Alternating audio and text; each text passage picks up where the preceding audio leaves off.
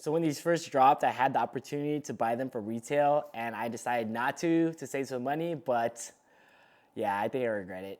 What is up? Welcome back. Today we have a performance review of the Nike GT Cut. Yes, this is an older model. We are currently on the GT Cut 2s, but I never had a pair, so I couldn't test them until my brother, shout out Kuya, let me try these out to wear test them and give you guys my thoughts on them from a volleyball perspective. So I did get to try these when they first came out when I was playing in an open gym with my brother. I had the 36s, which recently came out. He had the GT Cuts. He didn't have a pair of 36s. I didn't have the GT Cuts, so we were like, you want to trade pairs?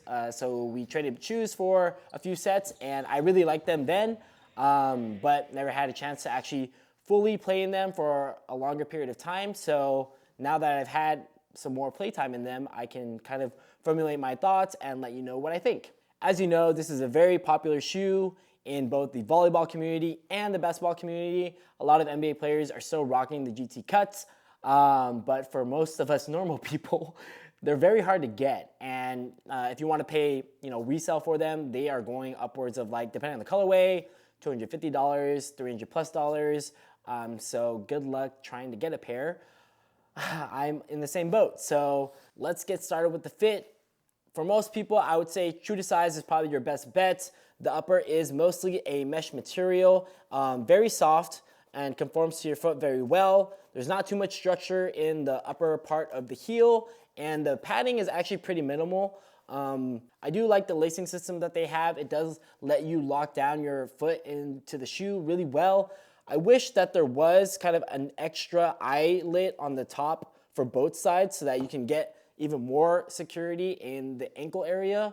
So that is my one gripe. So the GT Cuts have a full-length React drop-in midsole, and on the top of the midsole, it's very tacky. So this is kind of related to fit, but when you move around and are making cuts or just playing, your sock will stay fixed to the top of the drop-in midsole, but my foot would move inside the sock, if that makes sense. And personally, I don't like that feeling. I'd rather my foot move with my sock than my sock and my foot move independently. So like, if this is the sock on the midsole and this is my foot, like my foot would be moving in my sock, if that makes sense. So I wish they just had like a liner that they put on top of the drop-in midsole, similar to most shoes, whether it's like felt, some sort of felt, right? So that if my sock is moving, my foot is also moving. So I don't like that, and that kind of annoys me a little bit. You don't notice it too much, but now that I have become aware of it, I was like, oh, I don't like that feeling. But that probably won't bother most people, but I did want to point that out. And then as far as ventilation goes, yeah, it's mostly mesh, and there are some holes on the top here in the forefoot area, so ventilation was fine for me. Onto the traction. So this pair has a translucent outsole, mostly on the white opaque side. I don't really know how to describe this traction pattern, but it's kind of like lightning bolts, zigzaggy, and for me, it was decent. I wouldn't say it was solid, because when I played on a dusty court and a semi-dusty court, I had to wipe a decent amount. It might be because I have the translucent outsole rubber compound. So I don't think it's because of the traction pattern. I think it's more because of the rubber material, but I would say if I had to rank it out of 10, like a 7 out of 10 on the traction, because I had to wipe a lot. And they weren't as bad as the All City leaning wave weights, but like the traction gets the job done, but you're gonna have to wipe pretty consistently in order to get solid bites. When I first wore them, when me and my brother traded shoes, traction was fine, and that was on a clean court. So if you're playing on a clean court, traction should be fine for you and you don't have to wipe too much. But if there is any dust, I think the translucent outsole does pick up dust relatively fast. So you're gonna have to wipe pretty consistently to keep your traction decent. So definitely not my favorite part of the shoe. I was talking to Clay, and he was saying that traction is pretty solid for him. I know he has multiple pairs, probably has some with solid rubber. So to me, I think you're probably better off going with the solid rubber compound if you can find the colorway. Otherwise, yeah, stay away from the translucent outsole if you can. As far as durability goes, it's kind of on the medium side for hardness, and you could use them outdoor, but I think they would burn down pretty quickly, and they're an expensive shoe, so I would avoid playing these outdoor, to be honest. But if you got it like that, then by all means, you should hoop outside.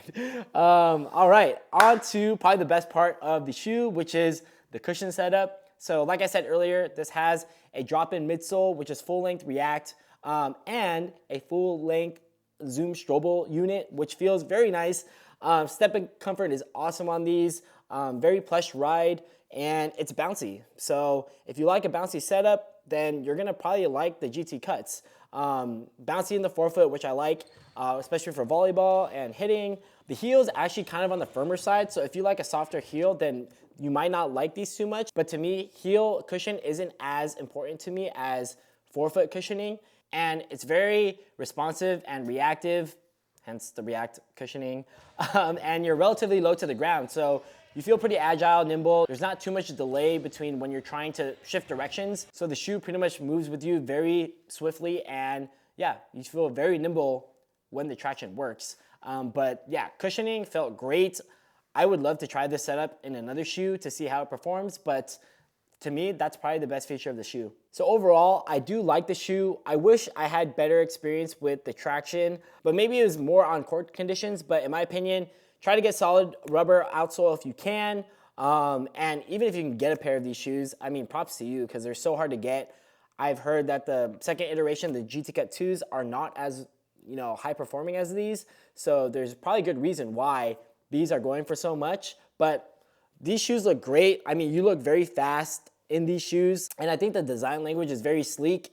This colorway actually looks pretty cool to me. But yeah, overall, those are my thoughts. As far as what positions this shoe is good for, I would probably say setters, liberos, DS, outsides, and right sides. Even middles can wear these, but I know some middles kind of like more support in their shoe, and this upper isn't the most supportive.